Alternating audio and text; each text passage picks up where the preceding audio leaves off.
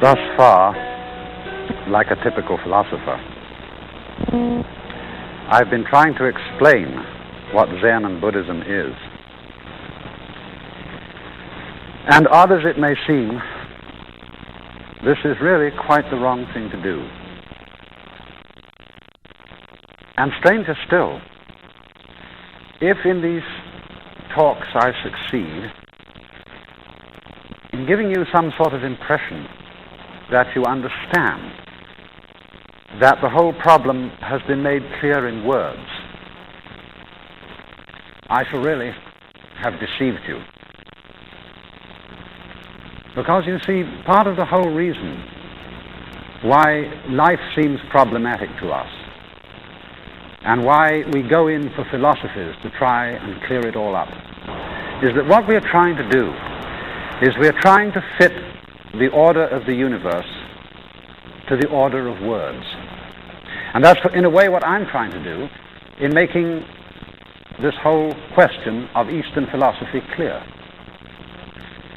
I've said in previous programs that the real basis of Buddhism is not a set of ideas, but an experience. And this, of course, is something altogether other than words. If you have, say, tasted a certain taste, the taste of water, you know what it is. But to somebody who hasn't tasted it, it can never be explained in words. But the problem goes far beyond that. It's basically that the whole order of the world is different from the very simple order of syntax, of grammar. And that while on the one hand the order of the world is extraordinarily complex, the order of words is really very, very simple. And therefore to try and explain life is really as clumsy an operation as trying to drink water with a fork. But this is what makes everything seem so problematic. When we say we're trying to make sense out of life, that means in a way that we're trying to treat the real world as if it were a collection of words. Now, words have a meaning. You can look them up in the dictionary, and they mean something other than words. But you can't look up actual people or mountains or actual stars in a dictionary. They're not in a dictionary. They're not words. And therefore, they're not signs. But the real difficulty that we encounter in trying to make sense out of life is that we are trying to fit a very, very complex order, life itself, to a very, very simple order, the order of words, and this involves us in all kinds of tangles and difficulties. Now, in the Chinese language, there are two terms which signify these two different orders, represented in two different characters. And the first character is zi, and this means the order of things as measured, the order of things as written down. And so, in one sense, this word has the meaning of law. Sometimes we speak of the law of nature, but the law of nature could never be certain unless we made an attempt to describe it, to write it down, so that we can think about it in words. But this word, as I said, only means the order of things as we can think about them in words or in numbers or in some kind of measures. Chinese language has another word for the actual order of nature, and this word is li. This is a peculiarly interesting term because its original meaning is the markings in jade, or the grain in wood, or the fiber in muscle. And it has been translated by the great student of Chinese thought, Joseph Needham, as organic pattern. But it refers to the kind of complex order that we see, for example, when we look at the stars and see a gaseous nebula, something extremely indeterminate in its form. Or perhaps again, when we look at markings in rock and see this glorious rippling, which is incredibly difficult to describe, although easy enough to understand with our eyes and our feelings. But to try and put that kind of order into words is always beyond us. And it is for this reason that the attempt to make sense of life will always fail. Now, this order of Lee, of the infinite complexity of organic pattern, is also the order of our own bodies and of our own brains and our nervous systems.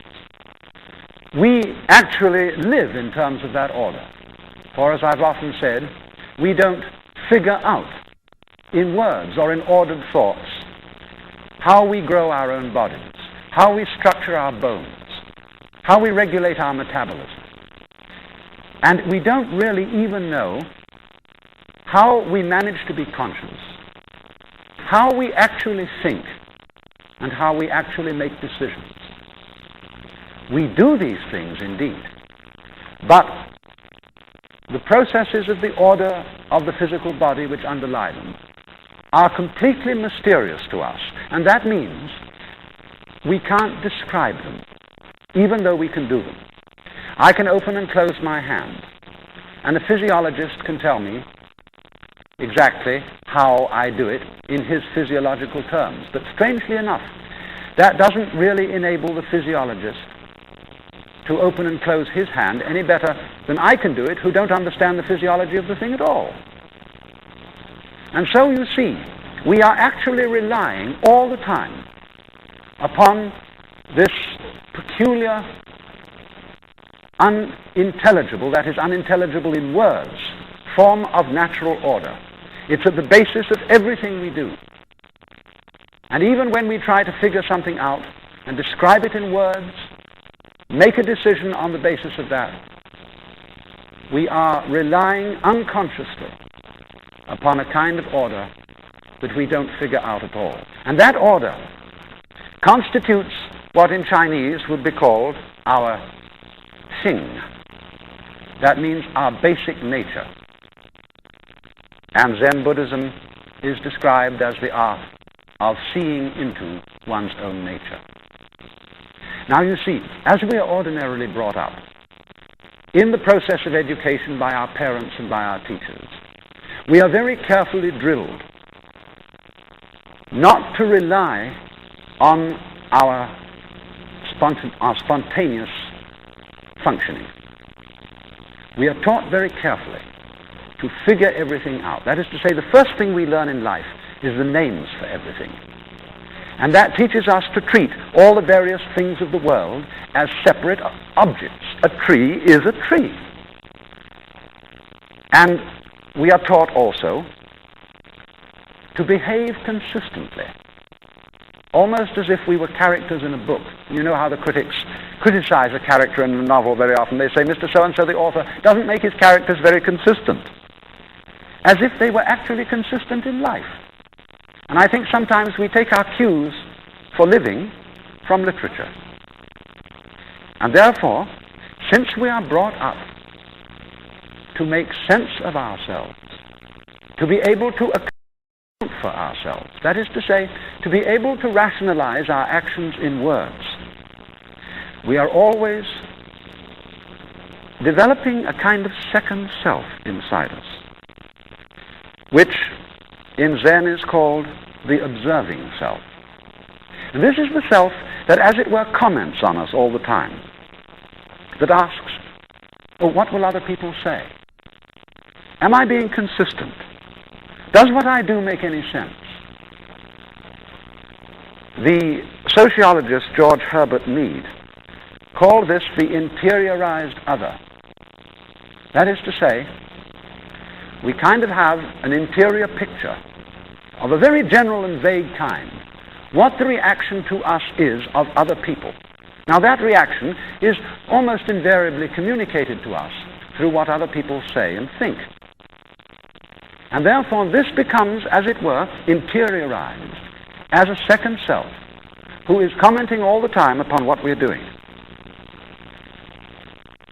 Now the difficulty of this is that although it's exceedingly important for all purposes of civilized intercourse and personal relationships to be able to make sense of what we're doing and to make sense of what other people are doing and to be able to talk about it all in words. This, nevertheless, warps us. I mean, you know how we all admire the spontaneity and freshness of children.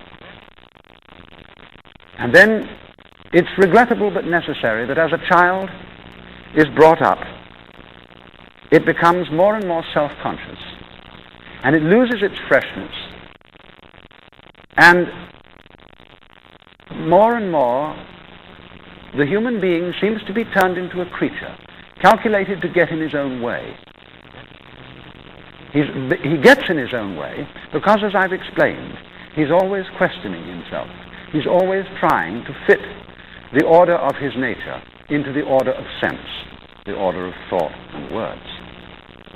And therefore, he loses his naturalness, he loses his spontaneity. And for this reason, we admire in very, very great people, whether they be sages or whether they be artists, a return in their mature life to a kind of childlikeness and spontaneity and freshness where they don't bother anymore what are people thinking, what are people saying.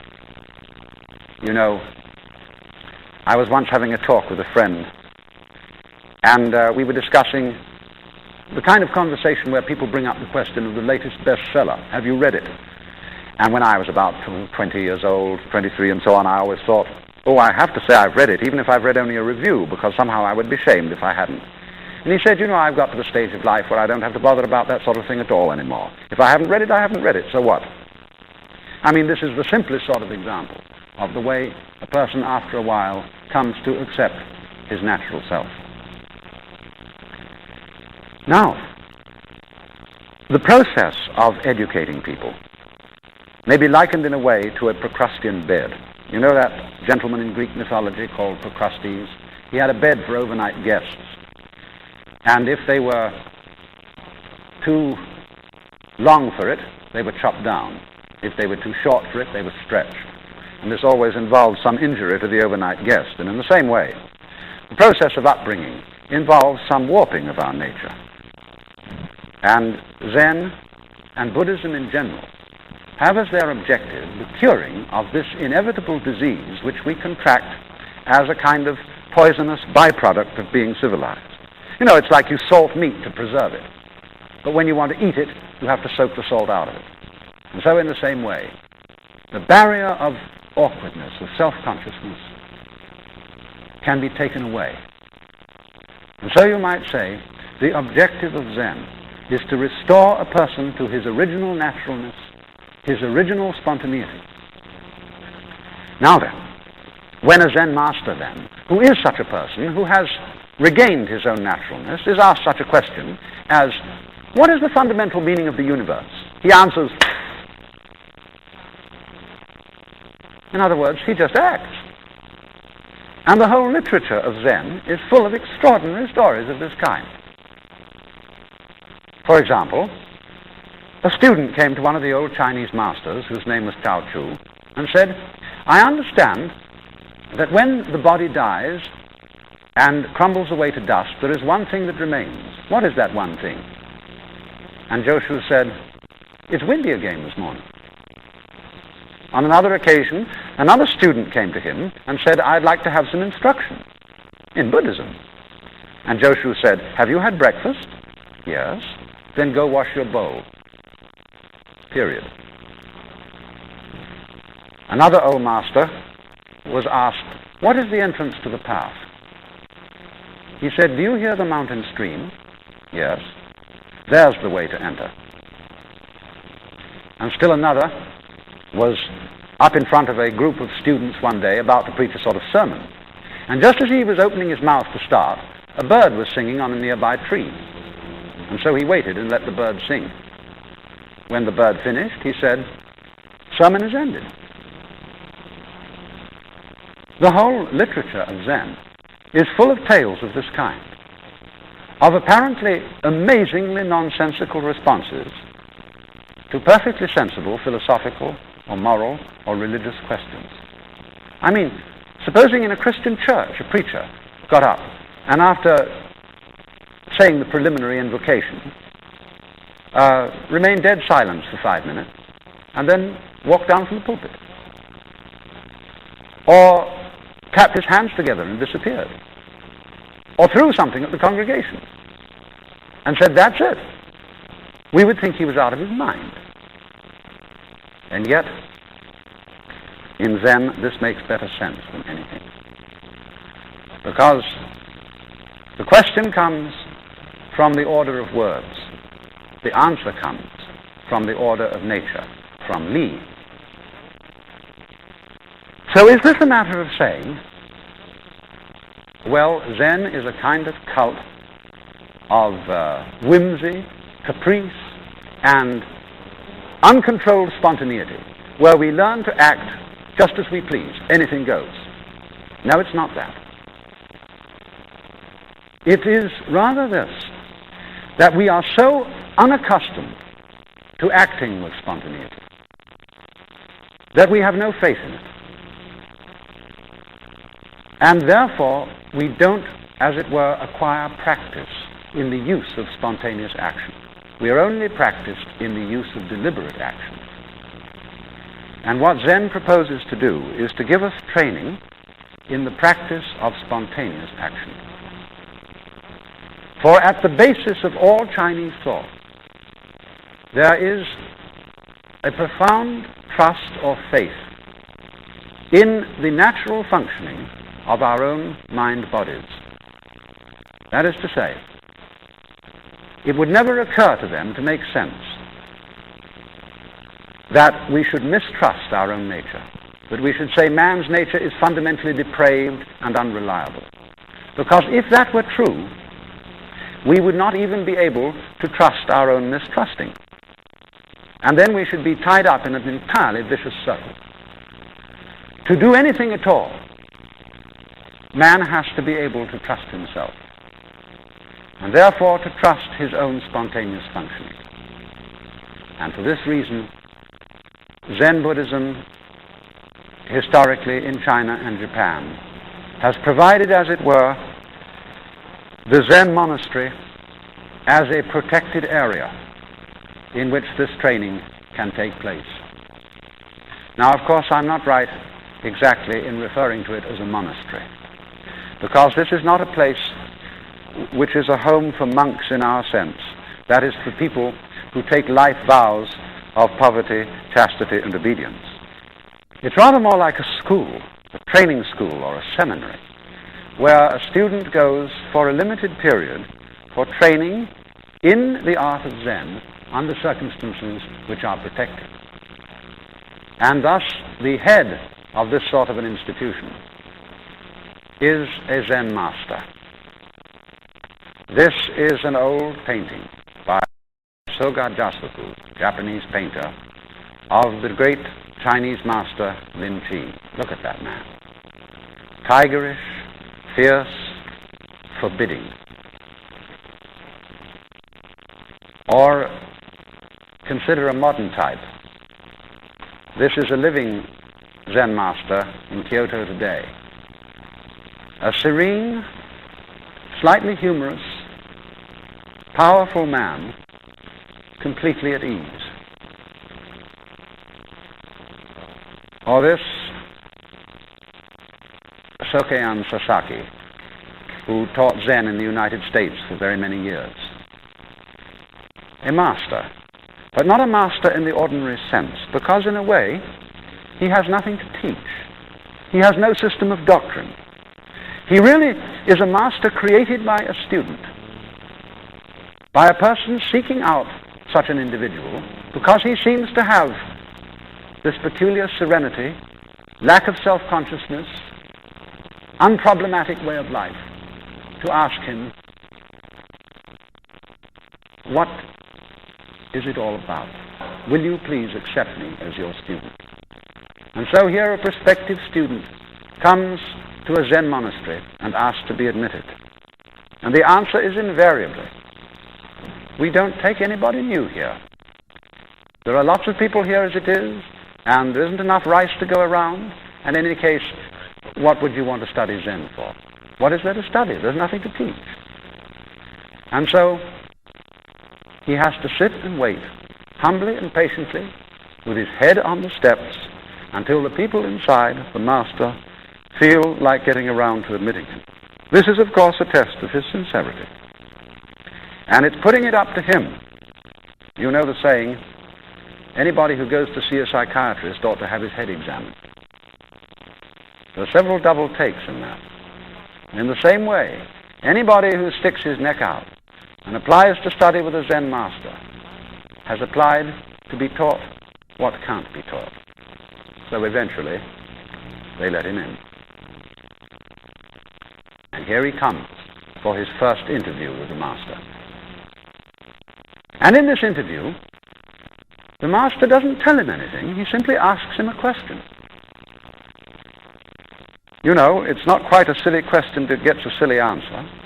But if you want to know what the problem of life is, if you want to know the solution to it, the master asks him in effect, who is it that wants to know? Who are you? But he may put it in the formal style of what is called koan, K-O-A-N, which means a Zen problem for meditation, such as, what is the sound of one hand? Or, before your father and mother conceived you, what was your true nature? In other words, who are you? Show me you. Don't just give me a theory as to who you are, an idea, but demonstrate by an actual act which will show me your genuine, naked self. And so, the applicant goes away, and he learns to sit and meditate. It's no good for him to think out intellectually the answer to this problem. Any kind of intellectual answer will be rejected. I remember a friend of mine was studying in Japan, and he got rather desperate. And as the answer to this question, he took a bullfrog into the master and presented him with a bullfrog. And the master's only comment was, too intellectual. Deeper still than that, he has to find out, who am I? In other words, in the presence of this rather tigerish master, who is very much an authority figure for Chinese or Japanese people, he has to perform an absolutely natural act. Now, you know how it is when you try to do something naturally. It is always a fake. Of course, the monk doesn't spend all his time meditating. The regimen of the Zen monastery also includes labor, chopping wood, gardening, and all kinds of work to maintain the life of the community. But all the time he does this, he's supposed to go on puzzling, how to present the master with some act that will answer the koan, some act that will reveal his original self, that is to say, his purely spontaneous functioning. And so, every so often he goes in for an interview with the master called Sanzen. And here is a drawing by Zenchu Sato of the student confronted with the master. The master there with his big stick, not to punish him, but as it were, to see if that student can be phased. Here he comes. The student sits in the room and repeats the koan he's been given. Before your father and mother conceived you, what is your original nature? And then he has to answer like that, immediately, without the slightest deliberation. And the teacher is sensitive to the least bit of hesitation, the least bit of artificiality, the least bit of, as it were, contriving an answer. And so the student lands in this terrible dilemma. Everything he does to present the master with an answer is wrong. Time and time again he goes in, but it's wrong. And at last he gets into a state of mind where he doubts everything. He doubts the ability of his intellect to solve these problems. He doubted that almost from the beginning. He doubts his own inner capacity to arrive at an answer spontaneously. He doubts his own reflex reactions to come out with, as it were, a spontaneous answer. Nothing that he can do is right. And this state is called technically in Zen the great doubt. And the master works to bring about that state.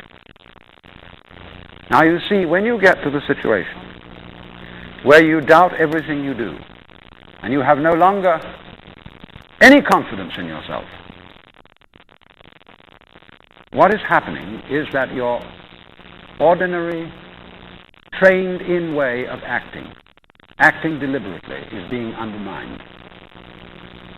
And when you come to the point that nothing you can do is right, suddenly there is a flip in consciousness, which is called in Zen satori, S-A-T-O-R-I, or sudden awakening.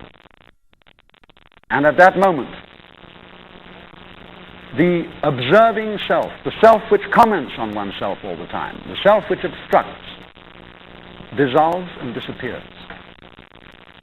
And the flip is that whereas everything I did was wrong, now it's all right.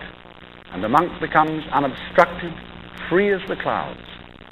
And that is why a Zen monk is called Ansui, cloud and water, for he drifts like cloud and flows like water.